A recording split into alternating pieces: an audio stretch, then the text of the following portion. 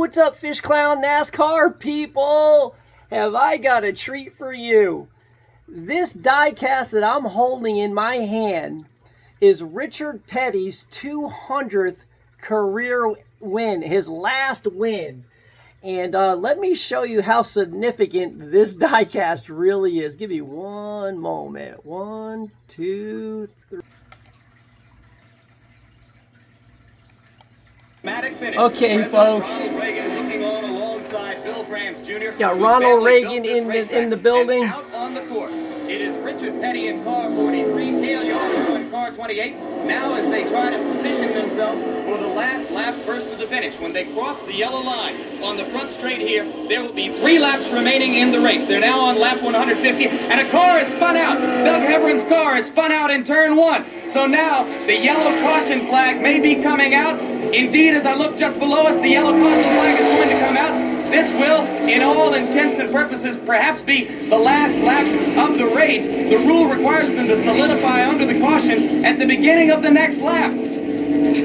It's an incredible situation. Now, are they going to race to the line? Yes, they are. Interesting rule Look at Cale Yarborough make that power move. Are allowed to race to the line once the yellow has come out. Cale Yarborough did that. Richard Petty is counterattacking. This may be the race that we're looking at here as they sweep up into traffic. A highly dangerous situation. Coming down the front straight. Here they are, Sam. They will come across the yellow line just about together, but Petty had the lead by the nose of the car. Richard Petty was just in front of Cale Yarborough as they came across the line. Now they have completed 158 laps. There are 2 laps to go, and in all will be under caution, and he'll ride around and win it.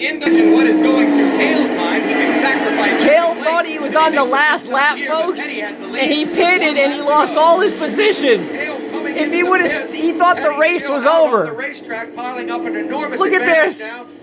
What could be the reason? No, Cale goes right through the pits and back out. See, he realized the race wasn't over. Good job, Cale Yarborough. Hard to imagine exactly what Cale Yarborough was thinking at that point, unless he just simply decided in disgust that the race was over. But and that's exactly what he did. Other positions. We have Terry Labonte running back there. So I don't know. The scoreboard has been confused for the moment. Now it shows lap 159 completed. So Richard Petty may in fact get a checkered flag as he comes down the front straight the next time. We're following Petty now on your screen as they went down the backstretch. Cale Yarborough moved to the front of the pack ahead of Richard Petty. They were racing to the yellow line. The caution actually begins on the next completed lap after the crash when the caution flag comes out. So, Richard Petty, by passing Cale Yarborough coming out of turn 4 on the front straight and beating him to the yellow line by the margin of the nose of his car, won the race. As they come down this time, you are going to see a checkered flag for car number 43. Richard Petty has won the 200th Richard Petty wins it! Here in what for today has become the winner's circle, I am with the guest of honor, President Ronald Reagan, and the honored man of the day who has won his 200th Grand National Stock Car Race, Richard Petty. Mr. President, it's great to have you here. A member of your staff intimated to me yesterday that although you are interested in the fortunes of all race drivers, you might be excited to see this occasion, Richard Petty winning his 200th. It's quite a day. Well, it certainly is. I understand that no one in the whole history of racing has ever done that or ever won 200 races. And you called 4 or 5 laps on the radio. How'd you think your race call went? Not very good. I'm glad that when I was a sports announcer, it was mainly baseball and football and a few things like swimming and that sort of thing, because I was having an awful lot of laps after I got here when I was trying to figure out who was where. I can tell you myself that it can be confusing, and it was a bit of a confusing finish. I wonder, Richard, when you noticed that Heveron had left the track, the caution flag was going to come out, and you had, in effect, a 1-lap race to the flag for the victory. Well, just to the one across the start-finish line.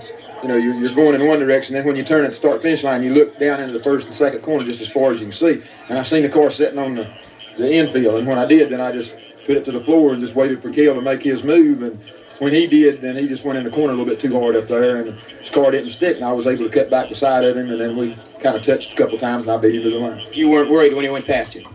You what? You weren't worried when he went past you there on the backstretch? Yeah, I was worried. I was sitting there for the last 40 laps wondering what he was going. I know what he was going to do and where he was going to do it, but I didn't know how I was going to overcome it. But what happened when the boy spun, then everything was strictly reflex. He had to do something, and I had to do something. The figuring that both of us done never came to be. So it was a act and a react. He acted and I reacted.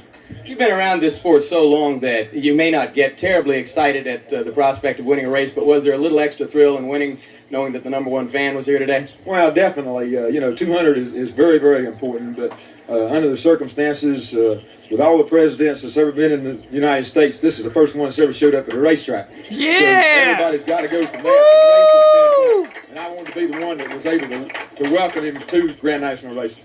Richard, congratulations to you on this terrific occasion. Mr. President, thanks for being with us. Well, pleased to be here, and it's been a very exciting day, and I join in the congratulations. I even have a conflict of interest here because he's doing some yeoman service in a political sense. Well, Okay, folks, we're back. Look at this. There's 380 ever made. This is a color chrome firecracker 400, and it comes with the authenticity of this autograph on this car is sensational. And this race happened 1984 Pontiac Grand Prix 43 STP, July 4th, 1984, and Richard Petty started 6th. Number of laps led 53. It was a total laps 160 for 400 miles, and that was just amazing. What an amazing race! But let me show you.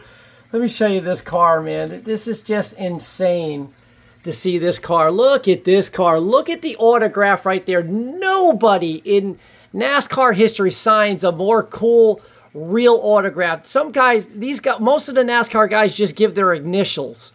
But this guy didn't. All right, let me go to the NASCAR room and put that in the room and show you what it looks like in there. Give me 1 minute. 1, 2, 3. Okay, folks, we're back. Here is my Richard Petty. This is the last Richard Petty car I'm going to buy. But this is amazing, folks. To have Ronald Reagan there on the backstretch and have Air Force One. Air Force One flew in to Daytona International Speedway on the backstretch when Richard Petty was driving down the backstretch. It was the perfect picture. I don't know if anybody ever seen that before, but anyhow, I met Richard Petty. I share this every time I do a Richard Petty video, but there I am with Richard right there. He signed that hat that's behind these cars back there. You can see the hat in there. Look at Richard Petty, the statue. But I got the Superbird.